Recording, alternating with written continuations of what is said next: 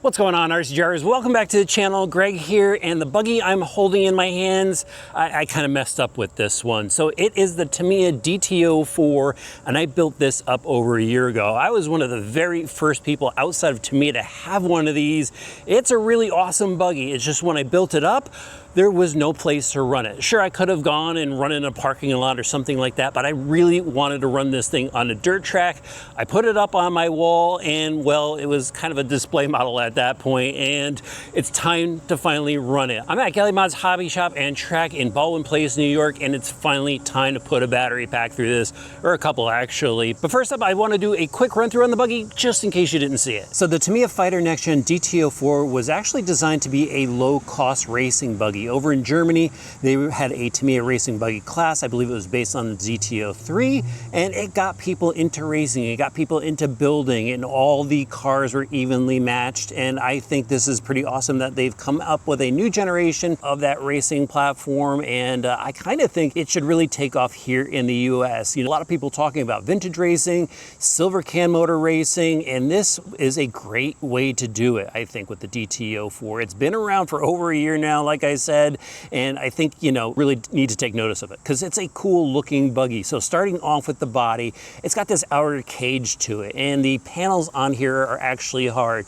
I know some people said it looked like a Lego buggy when it first came out, but I think it's really cool. It's got that Tamiya vibe to it. It's got the Tamiya driver figure in there. It's got the twin whip antennas, which I'm sure will fall off when I run this for the first time, but it's got an awesome look. And they give you two different sets of decals in the box, so you can go customize it however you want. You could paint the body panels. I went and painted the driver figure. And then to access the battery pack, it's got this little spin clip in the front. The cage pops up, the driver slides out, and you go access the battery pack. Very cool. So let me throw that back down. Now the chassis itself is a molded tub like we've seen on so many Tamiya vehicles. This thing is pretty strong. They've used some of their harder plastics on this, more nylon content in the arms, so it's gonna be pretty durable. And it's not ultra fast if you're using that silver can motor, but it will be even with all the other cars that you're out there racing. Definitely like the silver skid front bumper. It just adds a little bit of styling to it. And then as you can see, very Tamiya style front end. So we've got a CVA shock setup from them, oil filled, and then double wishbone suspension. Now this front suspension setup can actually be changed up. There's a run through in the instruction manual that tells you how to build this as a short wheelbase or a long wheelbase, and it's all done in the front end. So it's got options, and that longer wheelbase option actually gives you additional tie rods so you could go and adjust camber. So that's a really cool tuning feature. All the steering knuckles and caster blocks, they look pretty solid for this type of vehicle. And then in the rear, again, double wishbone suspension setup. The outer hubs look pretty big, and let's get into the drivetrain. So it's a Tamiya style drivetrain. You've got your white gears on the inside, open gear differential, no slipper clutch in there. They give you the pinion gear, the 540 Mabuchi motor. Look at those composite outdrives and composite dog bones. Those things are pretty massive. 12mm hexes at the wheels, and again, you know, oil-filled shocks in the rear. Pretty plush setup. So on all four corners, rubber tires, of course, spiked in the rear, no foam inserts. Really cool looking 5-spoke semi-dish wheels, ribbed tires in the front. And to get this thing up and going, again, you're going to have to build it, and you're going to have to supply a 2-channel radio system and a battery for it. They do give you a Hobbywing based speed controller. So again, they get you up and running. Pretty cheap on the price point. I'll have links for this, of course, in the video description below.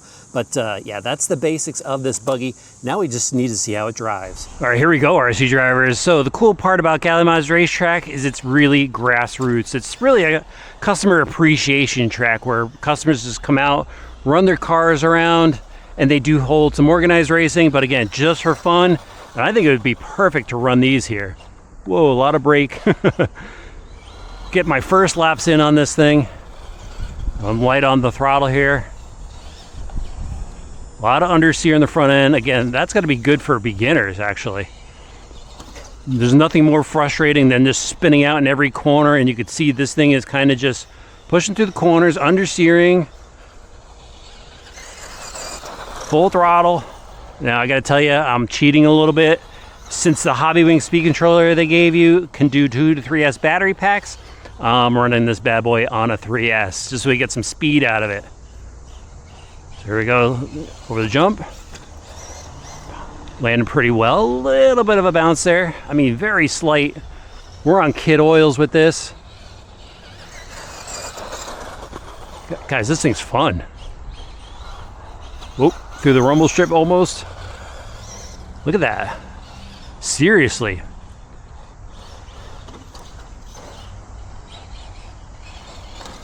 I was watching the No Name RC podcast. Lefty was talking about grassroots tracks coming up, and I think he's right. I mean, to really get racing back going again, some of these vintage classes, oh, it's horrible in that turn. It'd be really cool just to see some backyard tracks pop up, people having fun with them.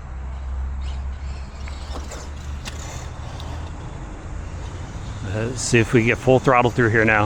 Oh, understeer, understeer, understeer. There we go, full throttle again. Oh man, once you hit the brakes, it just goes around.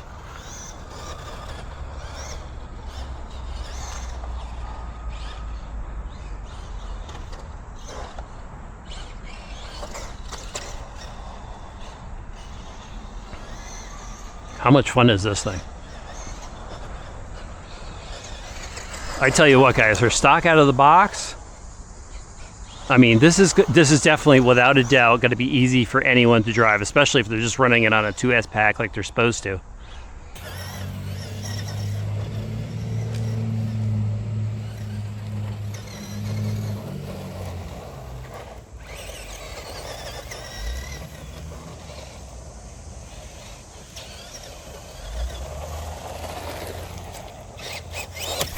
All right, so let's break this one down. The build on this kit was a lot of fun. If you've been in the hobby before, if you've built Tamiya kits before, you're going to enjoy this one. If you've never built an RC kit before, I think most people will be able to get through it. If you got a little mechanical knowledge, that's gonna help, but Tamiya manuals are really good. I mean, to the point where you just put the screw on top of the page for the step that you're building, and you can measure up the size and figure everything out. As far as getting in the electronics, that's pretty easy to do as well. Get it set up. I mean, your radio manual is going to walk you through that. So yeah, I think it is a good beginner's first build.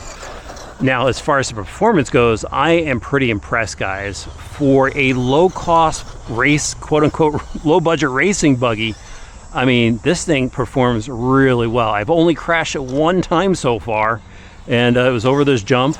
I wasn't looking what I was doing, actually, so it really wasn't the fault of the car, but look how well it handles. I mean, it's just soaking up the bumps. This track is pretty smooth.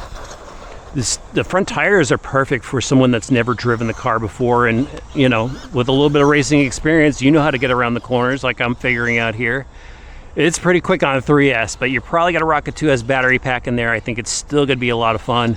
And just the way this thing's designed, it's designed to be durable. Yeah, there's a lot of plastic on this buggy, but they're better plastics, and I think it's going to hold up to bashing into pipes like this. And if you're going to go out and bash it, if you're going to send it, yeah, you might break something on it, but for some, again, low-cost racing, this buggy is hard to beat. I'd love to see this racing series take off, to be honest with you.